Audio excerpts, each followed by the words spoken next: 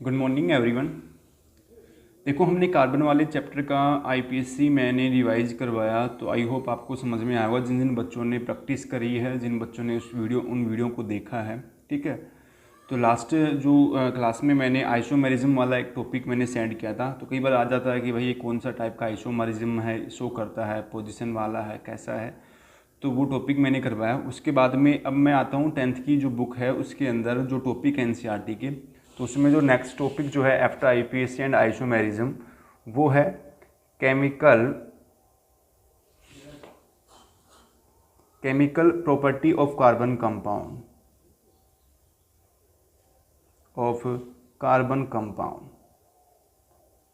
ठीक है, कार्बन या कार्बन कंपाउंड्स की क्या क्या केमिकल प्रॉपर्टियां हैं, उन प्रॉपर्टीज़ की क्या करते हैं हम यहाँ पर बात करते हैं। तो कुछ फॉलोइंग केमिकल प्रॉपर्टियां हैं गिवन है यहाँ पर। उसमें से पहली एक एक करके यहाँ पर हम फॉलोइंग प्रॉपर्टीज़ के बारे में बात करेंगे। फ्लोइंग केमिकल प्रॉपर्टीज़ के क्या बारे में क्या करेंगे हम यहाँ पर बात करेंगे, ठीक है। उसमें पहली जो हमारे पास में है वो है कंबंशन रिएक्शन, ठीक है। पहली क्या है, कंबंशन रिएक्शन है। अब कॉमन सी बात है, जब किसी चीज़ को कंबस्टाइल करते हैं तो ड्यूरिंग द कंबस्टाइल कंपोनेंट जो होता है वो क्या होता है, कोई एक टाइप का, एक तो एक्सोथर्मिक प्रोसेस शो करता है। दूसरी बात, वहाँ से ड्यूरिंग द कंबस्टाइल क्या होती हैं, गैसें क्या होती हैं, रिमूव होती हैं कंपोनेंट के अंदर। तो अब हमें यहाँ ये देखना है कि जब कार्बन कंटेनिंग कंपाउंड या कार्बन को जब मैं कंबस्टाइल करवाता हूँ, कंबस्टाइल मतलब इन द प्रेजेंस ऑफ ऑक्सीजन की प्रेजेंस में क्या करते हैं हम उसको जब जलाते हैं, तो कार्बन कंपोनेंट या कार्बन एलिमेंट से ड्यूरिंग द कंबसन क्या क्या प्रोडक्शन वहाँ पर होता है, तो उसके बारे में हम यहाँ पर बात करते हैं। तो उसमें पहला एग्जांपल दे रखा है कार्बन प्लस में O2। तो जब मैंने इसको किया तो मैंने CO2 प्लस में हीट निकलती है। वही चीज़ मैंने अगर मीथेन के साथ में करता हूँ, कंबस्टल करता हूँ, तो क्या मिला मुझे यहाँ पर CO2 प्लस में H2O प्लस में हीट। बैलेंसिंग अपना करना तुम लोग। फिर है इसी तरह अगर मैं कार्बन कंटेनिंग कंपाउंड इथेनॉल अगर मैं लेता हूँ, कंबस्टाइल करवाता हूँ, तो क्या क्या मिलेगा, CO2 मिलेगा, H2O मिलेगा प्लस में हीट। मतलब यहाँ पर एक तरीके से ड्यूरिंग द कंबसन जो प्रोसेस होता है वो कैसा है, एक्सोथर्मिक प्रोसेस है कि मतलब लार्ज अमाउंट ऑफ हीट क्या होती है यहाँ पर रिलीज होती है, ठीक है, कंपोनेंट के अंदर। फिर यहाँ पर क्या ये भी चीज़ें होती हैं कि देखो कंबसन जो है ना, उसमें टर्म क्या दे रखा है कि एक होता है कंप्लीट कंबसन, एक होता है इनकम्प्लीट कंबसन। जब किसी भी कंपोनेंट को कम्प्लीटली कंबस्टन की अगर मैं बात करूं, तो जब किसी भी कंपोनेंट को कम्प्लीटली कंबस्टल कैसे किया जाता है कि अगर कोई compound in the presence of oxygen अगर कार्बन डाइऑक्साइड अगर गैस अगर रिमूव करता है, ठीक है, विदाउट स्मोक, कहने का मतलब स्मोक के बगैर क्या करता है, अगर कार्बन डाइऑक्साइड अगर गैस अगर रिमूव करता है, तो समझ लेना कि उस कंपोनेंट का कम्प्लीटली क्या हो रहा है, कंबस्टाइल हो रहा है। अगर कोई कंपोनेंट अगर इनकम्प्लीटली कंबस्टाइल की अगर मैं बात करूं, तो क्या होता है कि अगर वो कंपोनेंट अगर इनकम्प्लीटली कंबस्टाइल है, तो मतलब वहाँ पर CO2 गैस नहीं निकलेगी। वहाँ पर क्या तो कार्बन मोनोऑक्साइड जो गैस होती है उसके निकलने की प्रायोरिटी ज़्यादा होगी। और जब कार्बन मोनोऑक्साइड गैस अगर निकलेगी तो वो विद स्मोक क्या करेगी, वेरी करेगी। तो आपको पता लग जाएगा कि जो धुएँ के साथ जलता है वो इनकम्प्लीटली कंबस्टाइल है, और जो विदाउट स्मोक या धुएँ के साथ जलता है वो कैसा है, कम्प्लीटली क्या है, कंबस्टाइल है। और उसमें से ही हमने क्या किया, एक एग्जाम्पल हमने लिए, तो सब में क्या बाहर निकल रही है, CO2 क्या हो रही है, रिमूव हो रही है। तो इससे कंफर्म हो रहा है कि ये जो प्रोसेस है कैसा है, कंबसन प्रोसेस, और कैसा वाला, वो भी कंप्लीट वाला। अब इसमें भी पता लगता है कि कुछ कंपोनेंट को जब जलाते हैं तो फ्लेम के अकॉर्डिंग भी क्या करते हैं हम आइडेंटिफाई करते हैं। तो इसमें कहा गया कि जब सैचुरेटेड हाइड्रोकार्बन, जानते हो ना सैचुरेटेड हाइड्रोकार्बन मतलब जहाँ पर कार्बन कार्बन के बीच में कैसा बॉन्ड है, सिंगल बॉन्ड है। तो जब सैचुरेटेड हाइड्रोकार्बन को हम जब कंबस्टाइल करते हैं, तो उस दौरान उनकी जो फ्लेम होगी वो कैसी फ्लेम देते हैं, कैसी फ्लेम देंगे, उसे क्लीन फ्लेम, मतलब साफ़ सुथरी फ्लेम क्या होगी, मतलब उसके अंदर कोई पर्टिकुलर कलर वाली प्रॉपर्टी वेरी नहीं करेगी। पर जब मैं अनसैचुरेटेड हाइड्रोकार्बन को जब कंबस्टाइल करूँगा, हाइड्रोकार्बन को जब मैं कंबस्टाइल करूँगा, तो उस दौरान निकलने वाली जो फ्लेम होगी उसके अंदर वेरिएशन आएगा। मतलब वो क्या होगी, येलो कलर की क्या करती है, फ्लेम देती है, ठीक है, और with the lots of black smoke, ठीक है, ब्लैक स्मोक के साथ, काली धुएं के साथ में क्या होती है, वो जलती है, कहने का मतलब। तो ये बात करी हमने इसके अंदर इस टर्म को लेकर के। तो कंबसन का तो टर्म था हमारे पास में ये। अब दूसरा टर्म हमारे पास में क्या है इसका लेकर के वो देख लेते हैं। सेकेंड टर्म हमारे पास में इसका है वो है ऑक्सीडेशन। ऑक्सीडेशन रिडक्शन आप ऑलरेडी पढ़ चुके हो। ऑक्सीडेशन का मतलब होता है एडिशन ऑफ ऑक्सीजन। ऑक्सीजन क्या करनी है अपने को ऐड करनी है, ठीक है, कंपोनेंट के अंदर।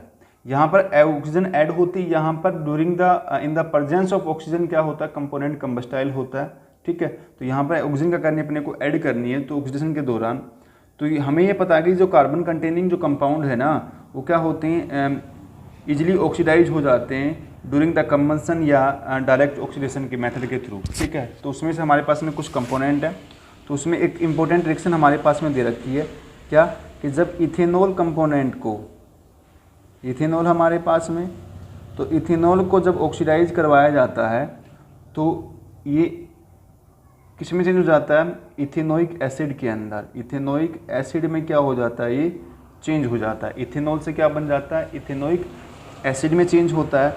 अब इसका इसके अंदर होना तो वहाँ पर क्या चाहिए, कोई ऑक्सीडाइजिंग एजेंट की प्रेजेंस में, तो एक टाइप का कन्वर्जन भी है। इथेनॉल से इथेनोइक एसिड को कन्वर्ज करना है तो कैसे बनेगा, तो कंडीशन बताता हूँ मैं। क्या तो आप एल्केलाइन मीडियम के साथ में KMnO4 विद हीट डालो, एल्केलाइन KMnO4 विद हीट अगर डालेंगे तो आपका इथेनॉल चेंज हो जाएगा किसके अंदर, इथेनोइक एसिड में। दूसरा टर्म क्या है, आप acidic medium K2Cr2O7 with heat डालोगे तब भी क्या होगा, ये इथेनोइक एसिड में क्या हो जाएगा, चेंज हो जाएगा। कई बार ये वाला जो टर्म है ऐसे आता है लिखा हुआ, KMnO4 प्लस में KOH विद हीट, ये ऐसे भी आ सकता है। इसमें भी कैसा आ सकता है, K2Cr2O7 प्लस में H2SO4 विद हीट। तो वो देखना है एसिडिफाई आगे लिखा हुआ है या डाला हुआ है H2SO4, उससे कोई फर्क नहीं पड़ता है। तो इसमें क्या हो रहा है कि इथेनॉल डायरेक्टली चेंज किस में हो रहा है, इथेनोइक एसिड में क्या हो रहा है, चेंज हो रहा है। तो ये बात करी हमने ऑक्सीडेशन मेथड की हमारे पास में, ठीक है। नेक्स्ट टर्म हमारे पास में यहाँ है जिसकी हम बात करेंगे। नेक्स्ट है एडिशन रिएक्शन।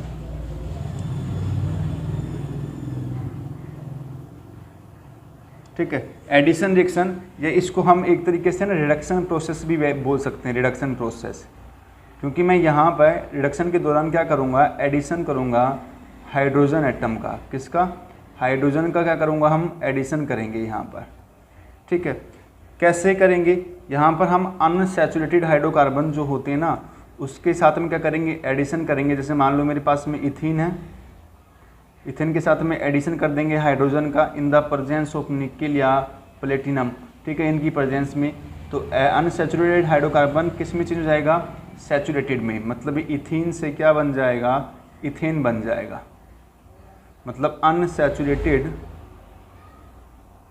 चेंज हो जाएगा किसके अंदर, सैचुरेटेड हाइड्रोकार्बन में। किस में रे, सैचुरेटेड हाइड्रोकार्बन में क्या हो जाएगा, ये चेंज हो जाएगा। और इस मेथड का ना बेस्ट ये बहुत एक तरीके से बेस्ट मेथड है। किसका, कि अगर आपको वेजिटेबल्स ऑयल को अगर चेंज करना है वेजिटेबल घी के अंदर या वनस्पति घी जो होता है उसके अंदर, ठीक है, तो वहाँ पर सिंपल तरीका है, क्या करवाओ उसका, हाइड्रोजन जोड़ना है in the presence of nickel. और हाइड्रोजन का जोड़ना, एडिशन ऑफ हाइड्रोजन प्रोसेस को बोलते हैं, एडिशन ऑफ हाइड्रोजन प्रोसेस या उस रिएक्शन को हम बोलते हैं क्या, हाइड्रोजिनेशन रिएक्शन। हाइड्रोजिनेशन रिएक्शन क्या होती है, जहाँ पर एडिशन होता है हाइड्रोजन का। तो वही किया कि वेजिटेबल ऑयल में एडिशन कर दिया हाइड्रोजन का, क्या बनेगा, वेजिटेबल घी बनेगा in the presence of nickel, या कहने का मतलब। तो यहाँ पर इस तरीके से क्या करता है, इस एडिशन प्रोसेस के अकॉर्डिंग हमने क्या की है, बात करी है। तो आई होप आपको यहाँ पर एडिशन वाला प्रोसेस समझ में आया होगा, ठीक है। नेक्स्ट देखो हमारे पास में क्या है, यहाँ पर नेक्स्ट है सब्स्टिट्यूशन। तो वेजिटेबल ऑयल से वेजिटेबल घी बनाने के लिए H2 और निकिल कौन सा मेथड यूज़ करते हैं, हाइड्रोजिनेशन वाला, ठीक है। तो ध्यान रखना, अनसैचुरेटेड से सैचुरेटेड में चेंज करने के लिए भी क्या करते हैं, निकिल प्लस में या प्लेटिनम वाला भी टर्म यूज कर सकते हैं। नेक्स्ट हमारे पास में है सब्स्टिट्यूशन। सब्स्टिट्यूशन का मतलब होता है, हिंदी मतलब होता है प्रतिस्थापन अभिक्रिया। प्रतिस्थापन अभिक्रिया मतलब कि किसी एक कंपोनेंट के थ्रू, जैसे एक कंपोनेंट ये है हमारे पास में कि प्लस ए और बी आपस में जुड़ा हुआ है, सी आएगा, कहने का मतलब तो क्या करेगा यहाँ पर सी और डी आएगा, तो क्या करेगा ए का एडिशन सी के साथ में और बी का एडिशन डी के साथ में हो जाएगा। तो मतलब यहाँ पर बी को किसने रिप्लेस कर दिया, सी को, ठीक है। या इस तरीके से भी बोल सकते हैं कि ए बी सी आएगा, ए सी बनाएगा और बी क्या हो जाएगा, रिप्लेस हो जाएगा। तो मतलब रिप्लेस टेंडेंसी कहने का मतलब इस तरीके से हम करेंगे। तो इसके अंदर हमारे पास में जो है वो हम बोलेंगे यहाँ पर एक तरीके से जो मेथड हमारे पास में है वो है लाइक ए क्लोरीनेशन मेथड है। इसमें जो हम करेंगे क्लोरीनेशन मेथड, ठीक है, जिसका अंदर है मतलब है कि एडिशन ऑफ क्लोरीन, ठीक है। बट ये क्लोरीनेशन का मतलब है क्लोरीनेशन सब्स्टिट्यूशन रिएक्शन का टर्म है, कहने का मतलब एक तरीके से हम बोलेंगे। और ये जो होता है ये लाइट की प्रेजेंस में होता है, ठीक है, लाइट की प्रेजेंस में। और जब क्लोरीनेशन मेथड अप्लाई होगा तो उस मेथड को बोलते हैं हम फ्री रेडिकल मेथड या फ्री रेडिकल प्रोसेस बोलते हैं। फ्री रेडिकल वो कंपोनेंट होते हैं जिनके ऊपर ओड नंबर ऑफ इलेक्ट्रॉन क्या होता है, प्रेजेंस होता है, मतलब एक फ्री इलेक्ट्रॉन क्या होता है, प्रेजेंस होता है।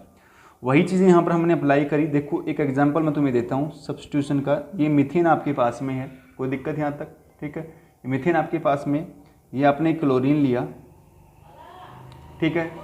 तो क्या हो गया यहाँ पर कि यहाँ पर लाइट की प्रेजेंस में, ठीक है, सनलाइट की प्रेजेंस में, और टेम्परेचर भी अगर डालना है तो 383 केल्विन टेम्परेचर होना चाहिए फिर, ठीक है।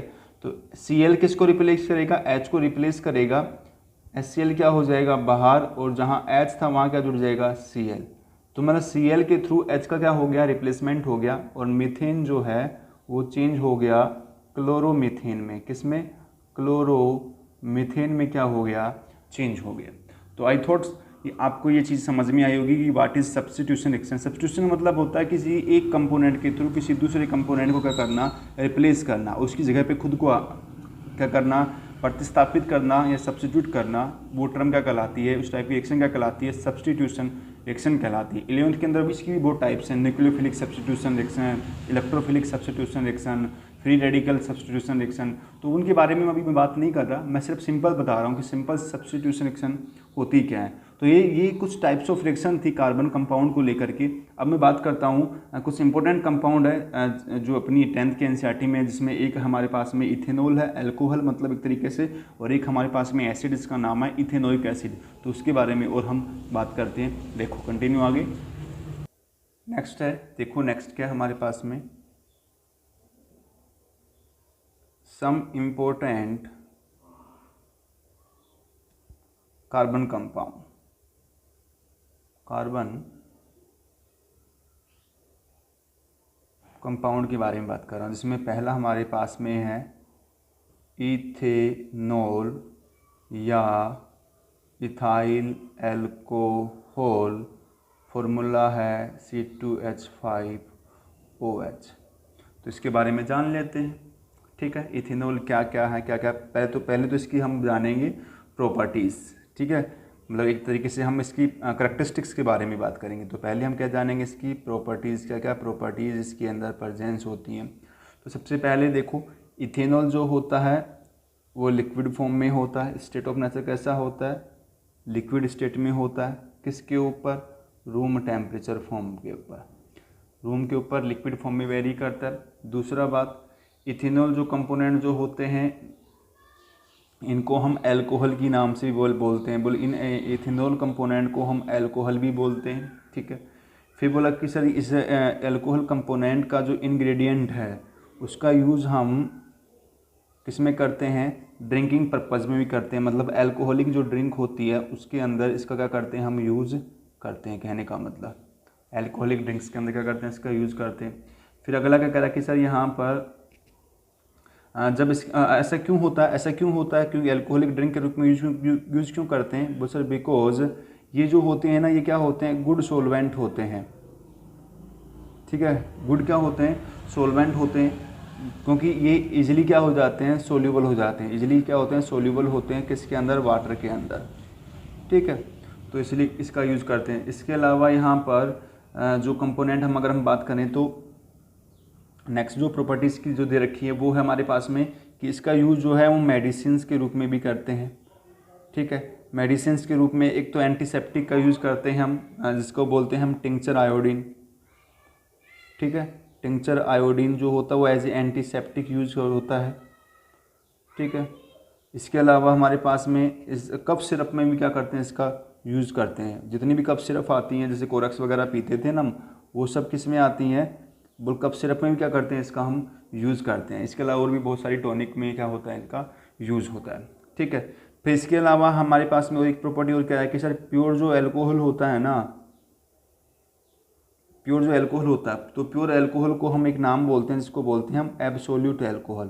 किस नाम से, एब्सोल्यूट एल्कोहल के नाम से हम इसको जानते हैं। दूसरा टर्म इसका होता है, साइंटिफिक नेम इसका होता है लीथल, इसको लीथल के नाम से भी। तो प्योर एल्कोहल या एब्सोल्यूट एल्कोहल जो होते हैं उनको हम लीथल के नाम से भी हम क्या करते हैं, इसमें इसको जानते हैं, ठीक है।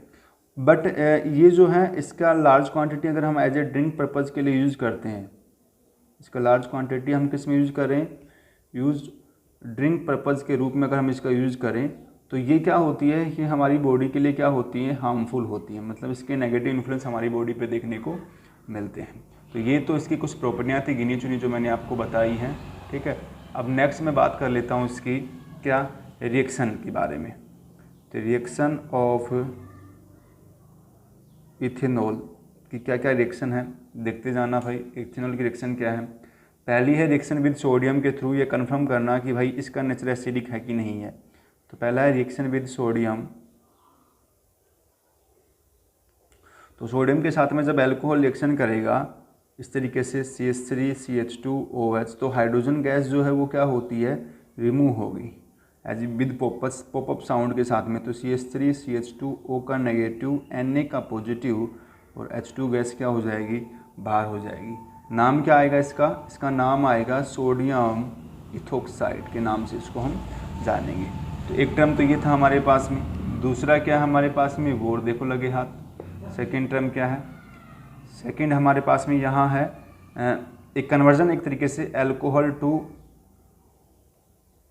एल्कीन, ठीक है। जब उस रिएक्शन का नाम अगर हम बोलें तो क्या बोलेंगे, डिहाइड्रेशन रिएक्शन, डिहाइड्रेशन रिएक्शन। क्यों ऐसा क्यों बोला, क्योंकि यहाँ पर रिमूव क्या होता है, रिमूवल ऑफ H2 की बात की जाती है, ठीक है। और वेरी वेरी इंपॉर्टेंट है, कन्वर्जन टाइप की रिएक्शन है। कैसे होगी रिएक्शन, देखो इथेनॉल कंपोनेंट से, इथेनॉल से क्या बनाना, इथीन बनाना, इथीन बना दिया। और जब इथीन बना तो वाटर क्या हुआ इसमें से बाहर, ये क्या बना, इथीन बना, ठीक है। इथेनॉल से इथीन। तो ये कब बनेगा, ये बनेगा कंसनट्रेट H2SO4 की प्रेजेंस में और 443 temperature, very very important, 443 kelvin temperature के ऊपर इथेनॉल से क्या बनाना, इथीन का फॉर्मेशन करना। तो किसकी प्रेजेंस में, कंसनट्रेट H2SO4 की प्रेजेंस में। और यहाँ पर ये जो कंसनट्रेट H2SO4 जो यूज हो रहा है, ये जो होता है ये एज ए वर्क करता है किसकी तरह। तो आपसे कोई पूछे कि ड्यूरिंग द डिहाइड्रेशन प्रोसेस के दौरान इथेनॉल से जब इथीन बनता है तो यहाँ पर कंसनट्रेट H2SO4 क्या वर्क करता है, इसको बोलते हैं हम डिहाइड्रेटिंग एजेंट के रूप में। किस नाम जानते हैं हम इसको, डिहाइड्रेटिंग एजेंट के रूप में क्या करते हैं, इसको जानते हैं, ठीक है। तो ये बात करी हमने इसके अंदर। तो आई होप आपको ये समझ में आया होगा यहाँ पर कंपोनेंट के अंदर, ठीक है। तो नेक्स्ट देखो अब कंटिन्यू क्या है इसका, प्रॉपर्टी ऑफ, किसकी बात कर रहे हैं हम, इथेनोइक एसिड के बारे में बात कर लेते हैं। तो ये दो रिएक्शन थी इसकी, वेरी वेरी इंपॉर्टेंट रिएक्शन थी। नेक्स्ट टॉपिक हमारे पास में है properties of ethanoic acid CH3COOH, ethanoic acid, ठीक है। फिर बोला से अब बात कर लेते हैं इसके अंदर क्या क्या प्रॉपर्टियां हैं, ठीक है। प्रॉपर्टी क्या है, बस इसका जनरल नेम जो है, जनरल नेम इसका होता है एसिटिक एसिड, एसिटिक एसिड इसका जनरल नेम है। दूसरा हमारे पास में है क्या, वो सर यहाँ पर इसके अंदर जो ये जो COOH ग्रुप होता है, इस ग्रुप को हम बोलते हैं कार्बोक्सिलिक ग्रुप बोलते हैं, ठीक है। फिर क्या कहा गया कि जब एसिटिक एसिड कंपोनेंट को ठीक है, कितना परसेंट, 5 से 8% एसिटिक एसिड को वाटर में अगर हम डिजोल्व कर दें तो इन दोनों का जो मिक्सचर ऑफ सॉल्यूशन जो है वो क्या कहलाता है, विनेगर कहलाता है। तो विनेगर के अंदर कितनी क्वांटिटी होती है एसिड की, 5 से 8% क्वांटिटी होती है। और इसका जो मेन जो यूज़ करते हैं वो किस में करते हैं, प्रिजर्वेटिव के रूप में करते हैं। ठीक है, प्रिजर्वेटिव के रूप में। प्रिजर्वेटिव क्या होते हैं, मतलब जो खाने पीने की चीज़ों को सड़ने से बचाते हैं, जैसे ना पिकल्स वगैरह हो जाए, चार मुरब्बा जो होता है उनको बचाने के लिए क्या करते हैं, हम इसका यूज़ करते हैं। ठीक है, तो ये बात करी हमने इसके अंदर। फिर इसका जो मेल्टिंग पॉइंट है वो कितना है एसिटिक एसिड का, वो है 290 केल्विन, बहुत कम हो गया, समझ गए ना मेरी बात को, बहुत कम होता है। और मेल्टिंग पॉइंट लोअर होने की वजह से ये क्या होता है कि ड्यूरिंग विंटर सीजन के अंदर क्या हो जाता है, ये फ्रीज हो जाता है। सर्दियों में क्या हो जाता है, ये जम जाता है, फ्रीज हो जाता है।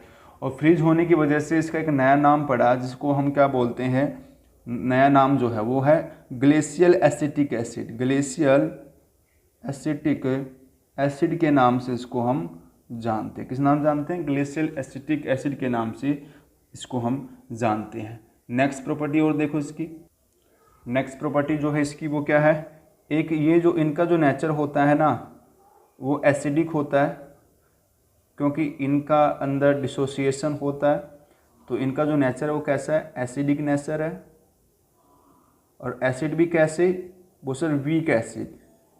क्यों, क्योंकि इनका जो है वो इनकम्प्लीट, कोई पूछे वीक एसिड क्यों होते हैं, क्योंकि इनका इनकम्प्लीट डिसोसिएशन होता है इन एक्वस सॉल्यूशन में। मतलब H आयन देते तो हैं, ये H पॉजिटिव आयन देते तो हैं, पर concentration of H positive ion in water क्या होती है, लो होने की वजह से इन कंपोनेंट की नेचर कैसी होती है, वीक होती है। ठीक है, तो ये वीक एसिड की तरह करते हैं, वर्क करते हैं। और रीज़न क्या है इसके पीछे, इनकम्प्लीट डिसोसिएशन है, इनकम्प्लीट आयोनाइजेशन हम इसको बोल सकते हैं। ठीक है, तो ये बात करी हमने इसके अंदर इस टर्म को लेकर के। नेक्स्ट हमारे पास में इसमें जो है वो है क्या है, इसकी रिएक्शन है, रिएक्शन ऑफ इथेनोइक एसिड। देखो रिएक्शन ऑफ इथेनोइक एसिड की बात कर लें हम, रिएक्शन ऑफ इथेनोइक एसिड क्या है। ठीक है, रिएक्शन ऑफ इथेनोइक एसिड के टर्म को अगर हम देखें तो क्या वेरी करेगा यहाँ पर, उसमें हमारे पास में फर्स्ट रिएक्शन है वेरी वेरी इंपॉर्टेंट, ध्यान रखना, very very important, esterification. Esterification का मतलब है फॉर्मेशन ऑफ एस्टर। एस्टर का फॉर्मेशन करना है, मतलब इस ग्रुप का फॉर्मेशन अपने को करना है। कैसे होगा, उसकी रिएक्शन हमारे पास में है, तो देखते जाना। जब एसिटिक एसिड की रिएक्शन अल्कोहल के साथ में करवाई जाती है, तो ये है एसिटिक एसिड, ये है इथेनॉल, किसकी प्रेजेंस में, एसिडिक मीडियम की प्रेजेंस में। आप कंसनट्रेट H2SO4 भी डाल सकते हो, नो प्रॉब्लम। तो वाटर क्या हो जाएगा, बाहर हो जाएगा, क्या मिलेगा, CH3 COO C2H5 और H2O, और नाम आया इथाइल इथेनोइट। क्या नाम आया, इथाइल इथेनोइट। फिर बोला जो एस्टर जो हमारे पास में बनाना है, इस एस्टर की जो स्मेल होती है, उस स्मेल हमारे पास में होती है स्वीट स्मेल। ठीक है, स्वीट स्मेलिंग वाली क्या करता है, प्रॉपर्टी करता है। ठीक है, फिर इसका जो यूज़ है, एक चीज़ और बता देता हूँ, इसका जो यूज़ है, यूज़ कहाँ करते हैं इसको, इसका यूज़ करते हैं मेकिंग परफ्यूम, परफ्यूम बनाने में। ठीक है, और साथ के साथ फ्लेवरिंग जो रिएजेंट होते हैं, जो रूम फ्रेशनर वगैरह होते हैं, उनके लिए भी क्या करते हैं हम इसका यूज़ करते हैं।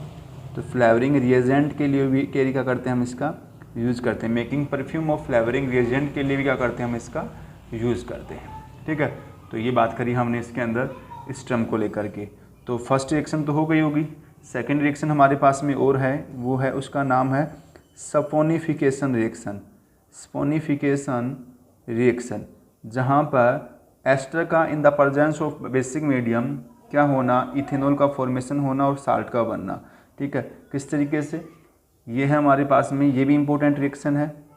एस्टर कंपोनेंट हमारे पास में है और इसकी रिएक्शन करवा दी हमने NaOH के साथ में, तो क्या बनेगा CH3COO का नेगेटिव, Na पॉजिटिव और साथ में मिला C2H5OH और नाम आया इथेनॉल और सोडियम एसीटेट। क्या नाम आया? इथेनॉल और सोडियम एसीटेट की हमने यहाँ पर बात की। तो आई होप आपको सेकंड वाला टर्म भी आपको समझ में आया होगा, जहाँ पर एस्टर से अपने को क्या मिल गया, साल्ट विद एल्कोहल का क्या होता है, फॉर्मेशन होता है जब उसमें क्या डालते हैं हम, बेसिक कंपोनेंट उसमें क्या करते हैं, ऐड करते हैं। और नेक्स्ट है, इसकी खुद की नेचर कैसी है, एसिडिक है। तो नेक्स्ट है रिएक्शन विद बेस, एक तरीके से हम इसको बोल सकते हैं न्यूट्रलाइजेशन रिएक्शन के नाम से भी जान सकते हैं। एसिड बेस जब आपस में मिलेगा तो क्या बनेगा, न्यूट्रल फॉर्म होगा। कैसे? वो सर ये एसिड है और ये बेस था, कोई दिक्कत, तो क्या बना हमारे पास में, साल्ट बना। तो Cl और वाटर के साथ बाहर हो गया, तो ये बना साल्ट विद वाटर। ये आया हमारे पास में एसिटिक एसिड, ये है बेस कंपोनेंट। ठीक है, तो ये इससे रिलेटेड क्या थी, रिएक्शन थी हमारे पास में। अब इसमें एक लास्ट टर्म और दे रखा है कि how do ethanoic acid react with, किसके साथ में, रिएक्ट विद सोडियम कार्बोनेट और सोडियम हाइड्रोजन कार्बोनेट के साथ में।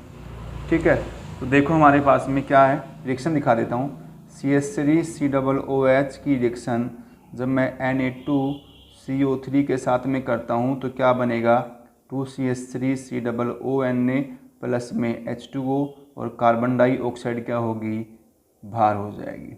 कंप्लीट द रिएक्शन अपने को याद होनी चाहिए, पता होनी चाहिए, ध्यान रखना इस चीज़ का। और नेक्स्ट हमारे पास में है इसी से रिलेटेड या एक मॉलिक्यूल ले लेता हूँ, CH3COOH की रिएक्शन जब सोडियम हाइड्रोजन कार्बोनेट के साथ में करवाते हैं तो क्या मिलेगा, CH3COONA प्लस में H2O प्लस में CO2 गैस बाहर, और ये आया सोडियम एसीटेट, CO2 क्या हो गया, बाहर हो गया। तो ये जो ऑर्गेनिक कंपाउंड के बारे में जो हमने बात की थी, तो ये उनसे रिलेटेड रिएक्शन, उनकी प्रॉपर्टियाँ और तो टाइप्स ऑफ रिएक्शन के बारे में मैंने यहाँ पर बात की है। तो आई होप आपको ये समझ में आया होगा। फिर भी अगर किसी बच्चे को डाउट है तो मेरे से डिस्कस करें, IPSC प्रैक्टिस करें।